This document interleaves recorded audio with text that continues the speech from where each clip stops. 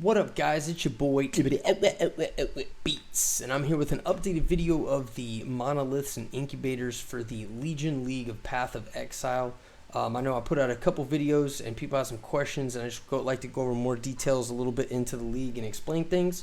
So the big thing that is in this league is these giant pillars, monoliths. It summons all these mobs that don't move. You kill the mobs, they come to life. You re-kill the mobs, and there's chests and there's fragments that drop that open different items in the map device, which we can take a look at those. So if you go to a currency tab, or if you have a currency tab, these splinters, once you get 100, they create timeless Marketh emblems, okay, or whichever one is equivalent to those splinters, and you put those in your map device. I haven't got one yet because I haven't been farming them enough, so those are from my understanding is where you get the new jewels to drop. All right. Another thing here I got a lot of questions on was the incubators, right? So if you look at the incubators, like this one, you can tell is a scarab if you know what the different items look like. This one would be currency items, and it even says it. And then this one would be a fossil item, and then this one is going to be as a fragment, so like fragmented items, which could be like your sacrifice at dusk and those types of things. Now the thing I wanted to clarify is when you right click these, you then left click them on an item you have equipped, and you want to keep it equipped, because if you don't keep it equipped and you sell that item, then you won't be able to get it to drop. Now if you notice, this one requires me to kill 8,412 monsters of 68 level and higher. Now what I've noticed is the higher the monster level to kill once you've attached them, or the number, like if you notice here, this one says 8,600, this one only says 3,700, so this one's going to be a lower level monster, and it's not going to be potentially as good of an item. Okay, so the higher the monster kills and the higher the level, the better and the higher potential it has to be a good quality item.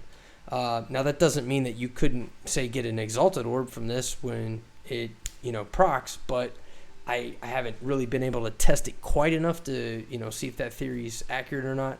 But I did want to go over this because I did get a lot of questions about the actual incubators. You should be able to see that there are different symbols above the heads of the people that come to life from the monoliths.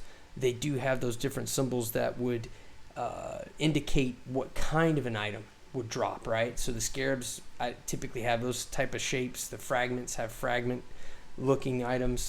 Definitely with the currency, it shows the good old chaos orb, right? So they are very they're very cool to kind of have. I would say that if you don't have an updated mod equipped in your when things drop, that you would want to watch a video on YouTube to see how you can upgrade that, because like mine, for example, is not upgraded currently. So when the splinters drop, they just look like the same color as portal scrolls and scrolls of wisdom. So definitely upgrade your item drop indicator, whatever you call it, that you download.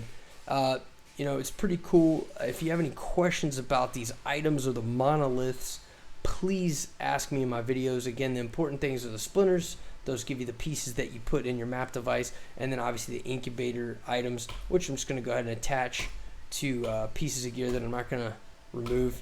But again, each one indicated is going to drop you something nice, and just make sure that you look out for when it's going to proc. Also, one of the updates they did put up here on the right hand side, like when your gems are going to or are able to be upgraded, it will get a bar, like an experience bar will show up here, and it will eventually get full and drop said item.